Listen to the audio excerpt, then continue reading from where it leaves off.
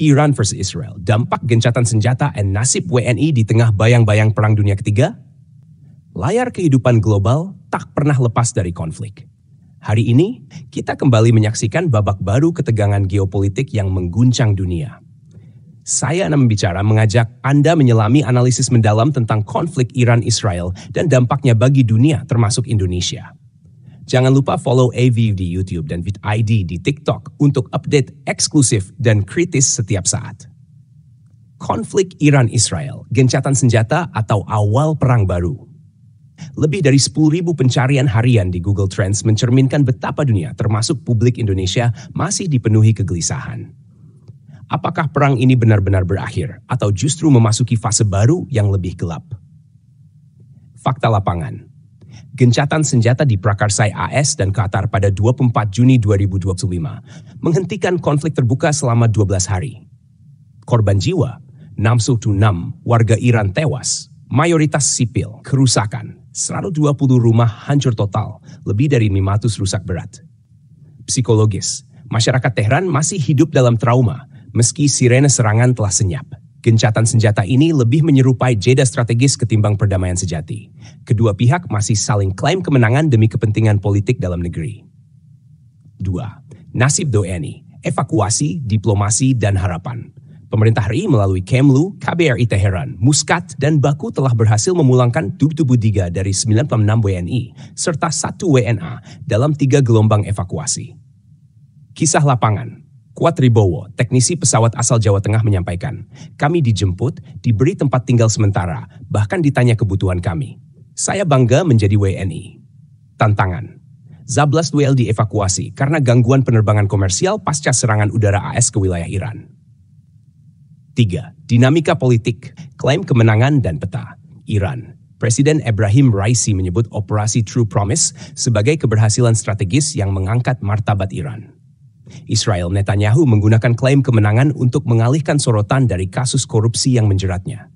Poros internasional. Pro-Israel, Amerika Serikat, Inggris, Jerman.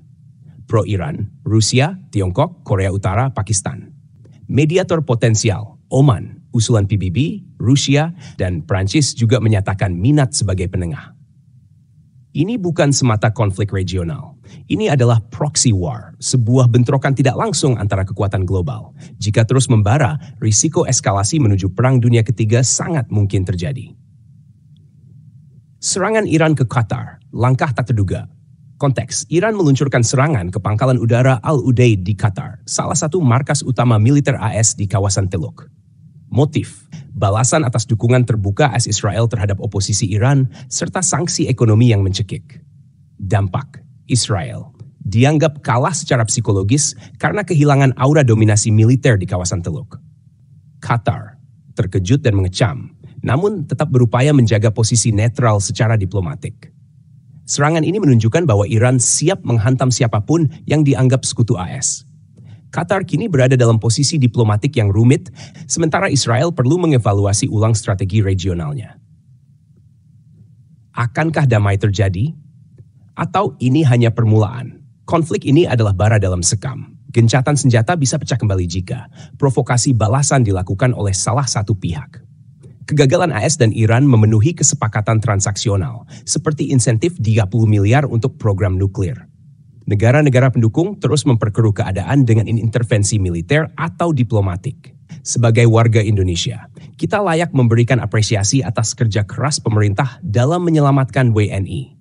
Namun di level global, konflik ini membawa ketidakpastian ekonomi, lonjakan harga energi, dan ancaman geopolitik berkepanjangan. Jika video ini membuka wawasan Anda, jangan lupa like, subscribe, dan share ke teman-teman Anda.